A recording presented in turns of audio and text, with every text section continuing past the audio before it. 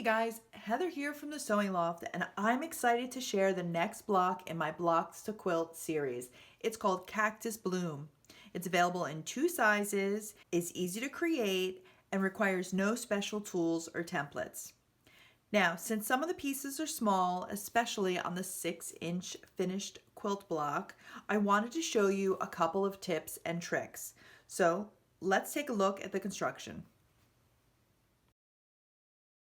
With all of the pieces cut, we're going to start with our base, which will be our pot, and we will be just joining the pieces together. Give everything a quick press so that we're ready for the next step. To add shape to our pot, we're going to be adding square details, and we will be putting our squares, aligning them directly in the corner and stitching from corner to corner. Trim away your seam allowance and press, and then repeat to the top 2 corners. Then let's set this aside. Now it's time to work on our flowers. Now these pieces are really small, and it's important for us to take our time. Starting with the flower that'll be on top of the main cactus, we're going to be attaching our white. We're going to stitch the square corner to corner, trim, turn it up, press, and then repeat it on the other side. Now to give our flower some dimension, we're going to add an additional layer, and we're going to take the darker pink squares and repeat the process along the bottom. You're going to again stitch from corner to corner. Now if you're unsure or worried about stitching in a straight line, be sure to take a heat erasing pen and just draw a line with your ruler from corner to corner and stitch straight along it. And you can see what it looks like here. Now before I move on and trim these away, I want to actually do the same thing to my other flower, but these white pieces are going to be made with the green. Adding my little extra flower detail, giving an extra petal with the darker pink, and then I'm trimming it away. Now you can see here after I've pressed it that they are a little uneven on the sides from turning over my triangle, and that's totally fine. But what you want to do now is trim this unit to size. You want to make sure that everything's squared up and that it's trimmed, and that will help give you perfect piecing and allow everything to line up when we get to the next step. Now that you have the flower technique down, the rest is going to be a breeze.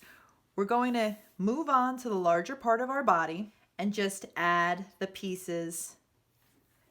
Be sure to trim away each piece and press per the pattern instructions.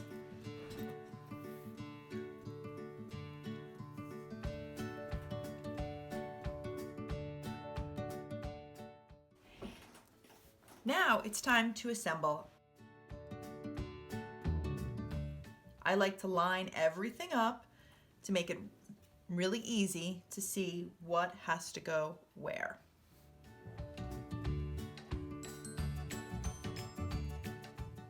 Okay, so I'm going to continue to work on my cactus. And now it's just about finishing it up.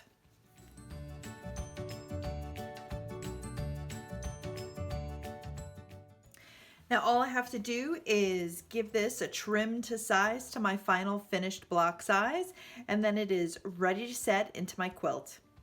Remember, if you want to get perfectly flat blocks, to use the Flatter Spray by Soak. I highly recommend it, and I use it all the time. For this block, there's a couple of really important tips. 1, press as you go. So every time that you're working on these seams, remember to press everything nice and flat.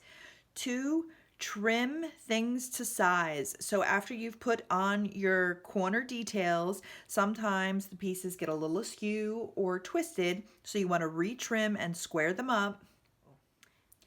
And there you have it. The Cactus Bloom is available in 2 sizes, a finished 12-inch block and a finished 6-inch block. The pattern is available at thesewingloft.com, and you can find the link below.